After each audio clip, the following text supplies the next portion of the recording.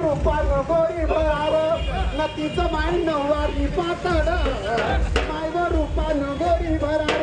नतीचं माय नऊवारी पातळ नतीची माय काकोवरी आणि नतीच्या माय गोड्या काळा बनी तिची टाकवरी वेणी नतीच्या माय गोड्या काळा बनी नदी पाटणची गंगा माया गिरजा शंकराची राणी